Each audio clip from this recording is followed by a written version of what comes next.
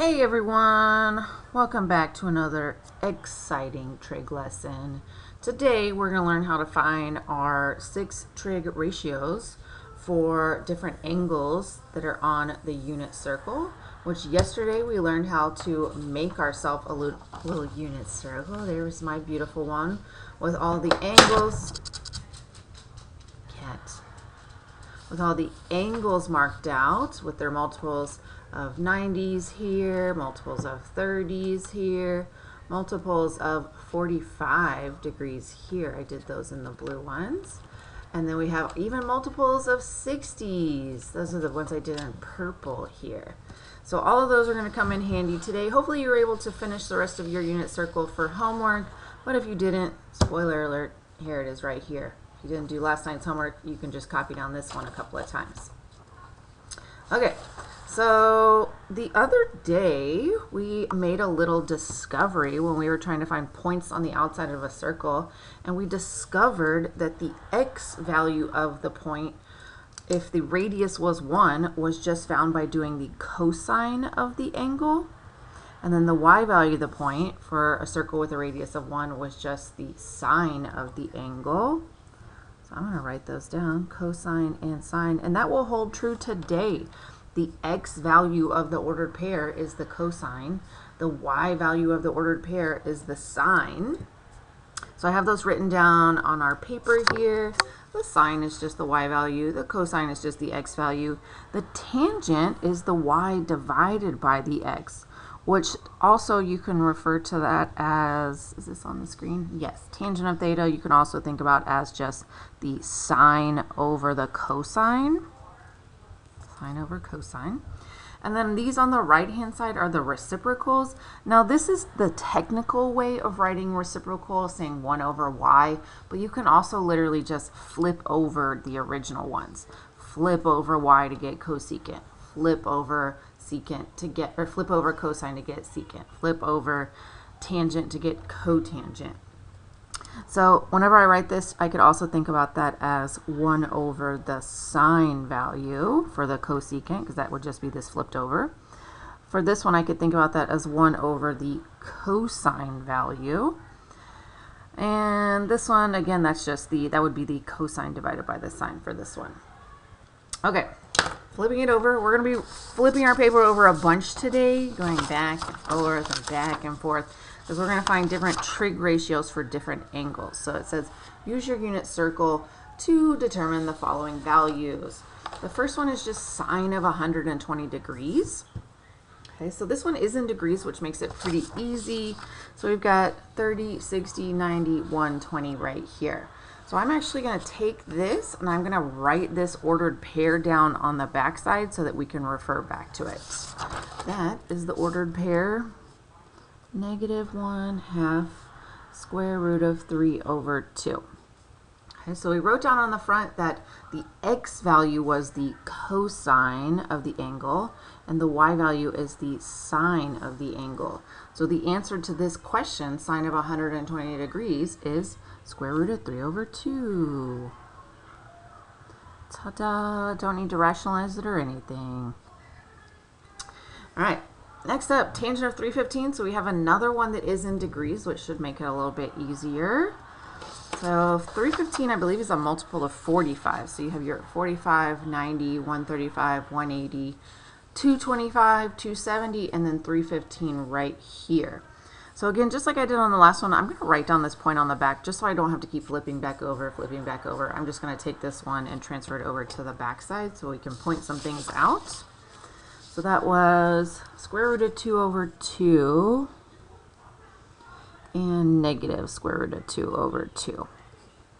Okay, so we know that the first number is the cosine, the second number is the sine, but the tangent is the sine divided by the cosine, which is the y of the point divided by the x of the point. But there's a trick. The trick is when you do the y divided by the x, your denominators are always going to end up canceling out, so you can actually just use the numerators. So again, our tangent would be the y divided by the x, also known as the sine divided by the cosine. But your trick is, your shortcut is you only have to use the numerators. Only use the numerators. Because the denominators are always going to end up canceling. You can do them if you want to. It just takes extra work. Okay, so if I take just the numerator of the y value and then just the numerator of the x value, we'll have negative square root of 2 on the top and then square root of 2 on the bottom. And then those will actually reduce even more. The square root of 2 over square root of 2, you can divide those both by square root of 2 and you just get a 1. So final answer, negative 1. Ta-da! All right, next up we get more challenging. We have a negative degree angle, which remember negative just means that we're going to look for it going in the clockwise direction. And we also have secant, which secant, remember, is the reciprocal of cosine. Reciprocal of cosine. Okay. I'm going to start by trying to figure out where negative 30 degrees is.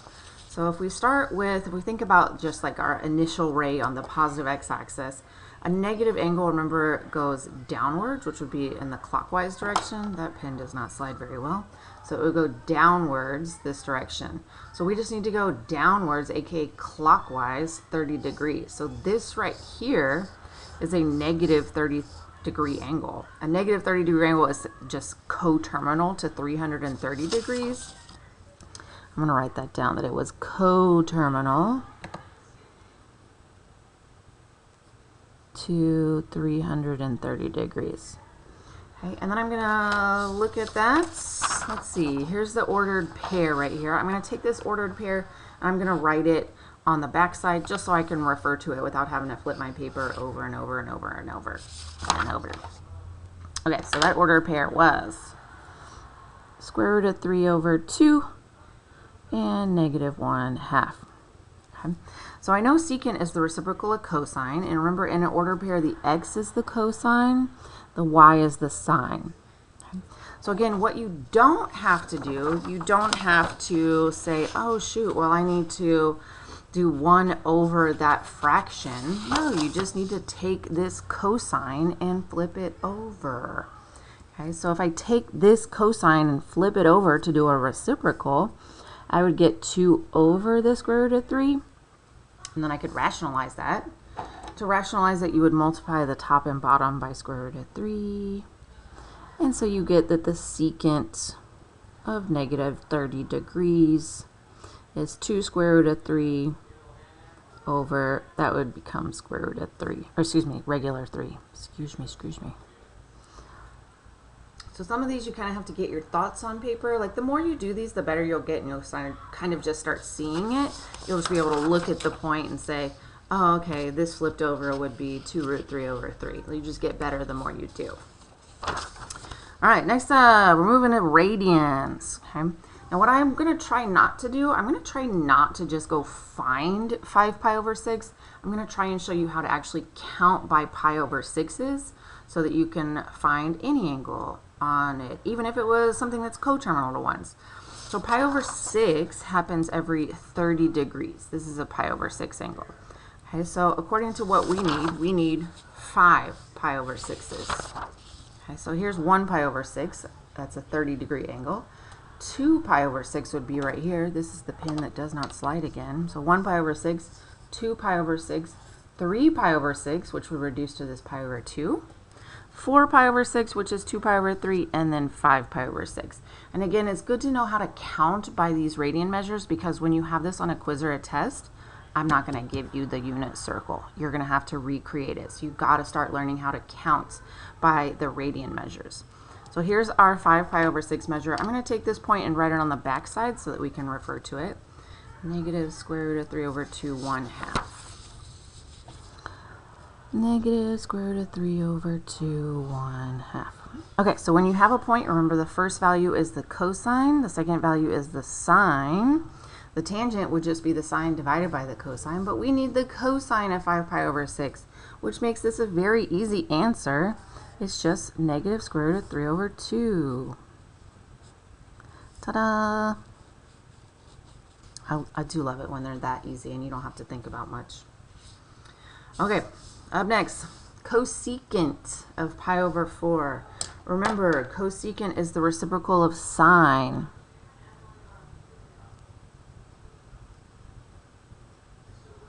Remember my saying, the cos don't goes together. So cosecant doesn't go with cosine. Cosecant goes with sine. Okay, so that means we're going to take the sine value at pi over 4 and flip it over. That's what reciprocal means. So let me go find where pi over 4 is. Oh, sweet. Pi over 4 just happens every 45 degrees. So this is 1 pi over 4 right here. So I'm going to write down this ordered pair on the back so we can refer back to it. Square root of 2 over 2, square root of 2 over 2. Okay. And then we need the cosecant there, the reciprocal of sine. So remember in a point, you've got your cosine and your sine. So we're going to take this value and flip it over to find our cosecant. If I flip that over, I'm going to get 2 over root 2. And then to rationalize that, you can multiply by square root of 2 over square root of 2, which should become 2 square root of 2 over 2, which actually simplifies even more. Your little 2's can cross out. So the cosecant of pi over 4 is just square root of 2. We did it. All right, more radians. 7 pi over 3. Remember the measures you can count by. You can count by pi over 2s, you can count by pi over 3s, you can count by pi over 4s, or you can count by pi over 6s. So this is a pi over 3, and we need 7 of them. And then we need to find the cotangent of 7 of them. Let's do this. Let's figure out a pi over 3 happens every 60 degrees. So every 60 degrees we'll have another pi over 3. So here's 1 pi over 3. And then we have 2 pi over 3, which is already labeled. And then 3 pi over 3 would be here. 3 pi over 3 is simply just pi. Those 3's would cancel. Okay, another 60 degrees later, we would have 4 pi over 3. Another 60 degrees later, we have 5 pi over 3. Another 60 degrees later, we have 6 pi over 3. And 6 pi over 3 is just 2 pi. That's all the way around the circle. So we need more than all the way around the circle because we needed 7 pi over 3. So I'm going to do one more right here. 7 pi over 3 would be coterminal with pi over 3, meaning it would have the same initial and terminal ray. So it's coterminal with pi over 3. I'm going to write that down so we can use our new words. Coterminal. Terminal, yes, spelled it right, to pi over 3, meaning, again, same initial, same terminal ray. They kind of look like the same angle. And then I'm going to go back and actually write down the ordered pair at the end of that angle at 7 pi over 3, which was coterminal to pi over 3. It's 1/2 and then square root of 3 over 2. 1/2 and square root of 3 over 2. Okay, so remember in a point, here's the cosine, here's the sine. We need the cotangent though. Okay. Cotangent is the reciprocal of tangent. Tangent is the sine divided by the cosine. Tangent is sine divided by cosine, or y divided by x, which makes cotangent just the reciprocal, cosine divided by sine.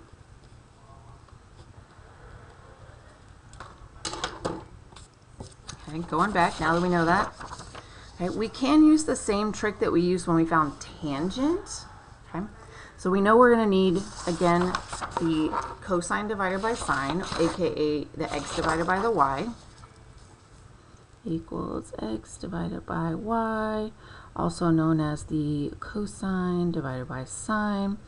And remember your trick, you don't have to do this entire cosine fraction divided by this entire sine fraction, because your numerators are going to end up canceling. So you don't even need them, you just need to use your your denominators are going to end up canceling. You only need the numerators. So if we write that out, on the top we'd put the numerator of the cosine, that's 1, over the numerator of the sine, which is square root of 3. And then just a quick little rationalize, multiply by root 3, and we get square root of 3 over regular old 3 for the cotangent of 7 pi over 3.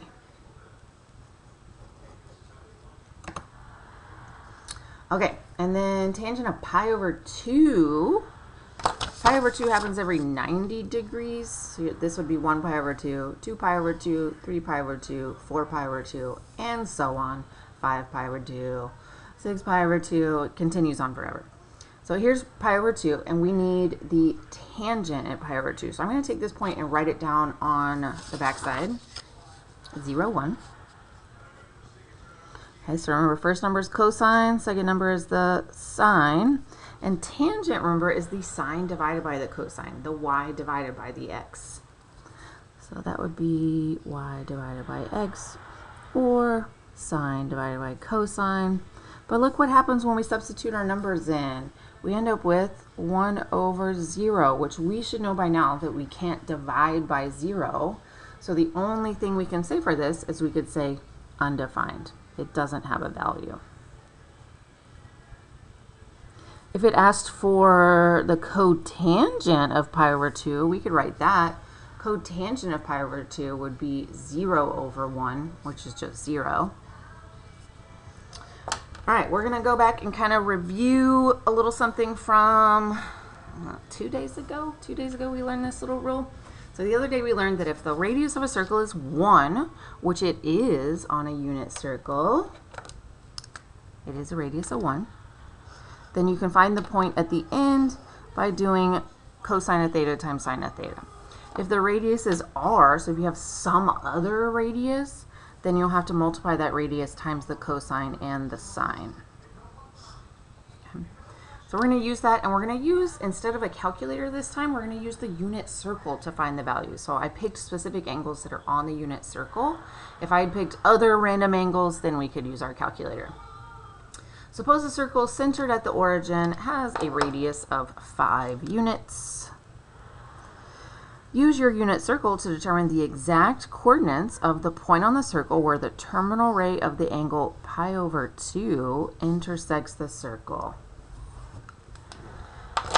Okay, so let's start with, we know our radius is 5. Actually, I'm going to start by writing down the little formula from here so we can substitute in. So the point that it's going to go through, if the radius is 5, is going to be radius times the cosine of the angle, comma, radius times the sine of the angle. Okay? And this is at pi over 2, so we're going to have to go to pi over 2 first. Here's pi over 2. We just dealt with him. Pi over 2 has the ordered pair 0, 1. Pi over 2's point is at 0, 1. Which, remember, let's label them. When we have it here, this is simply going to be the cosine, and this is the sine. Now, we don't have to type cosine of 0. This is the cosine already. Okay? That's already the cosine. Okay? So what we're going to do is we're just going to substitute in. We have a radius of 5 units. The cosine of the angle is 0. We already know that. Comma, substitute in our radius times the sine of this angle on the coordinate plane is 1. And then we're going to simplify this adorable little point. First number, 5 times 0 would be at 0. 5 times 1, it would be at 5. This would be the ordered pair on the outside of a circle that has this angle but also a radius of 5. Which kind of makes sense because it's still this angle. It's just its radius is 5 times larger. So instead of 0, 1, it would be at 0, 5. Okay, one more of those where I use a unit circle angle. Suppose a circle centered at the origin has a radius of 2. Got it. Use your unit circle to determine the exact coordinates of the point on the circle where the terminal ray of the angle pi over 4 intersects the circle. I'm going to go to pi over 4 and write down the ordered pair there. If pi over 4 is right here, that's a 45-degree angle, and that would be root 2 over 2, root 2 over 2. Square root of 2 over 2, square root of 2 over 2. Okay, so when we fill out our little formula, we'll have radius times the cosine of the angle. radius times the sine of the angle. And again, we don't have to substitute in the angle. We already know that this is a cosine and this is a sine. So we're not having to substitute in like an actual like pi over 4 right here like we did on the calculator. I mean, honestly, if you did that on the calculator, cosine of pi over 4, spoiler alert, you're going to get this, but you'll get it as a decimal because the calculator can't do this as a decimal. Hence why we're just using our unit circle to find the exact coordinates. So starting with substituting in my radius of 2, so I'm going to have 2 times my cosine is square root of 2 over 2. And then my radius of 2 times my sine is also square root of 2 over 2. And then remember, when numbers are diagonal and you're multiplying, they can cancel. So this will cancel with this. This will cancel with this. And that ordered pair on the outside of this circle with a radius of 2 and an angle of pi over 4 becomes square root of 2, square root of 2. How exciting. All right, guys, thanks for learning with me today.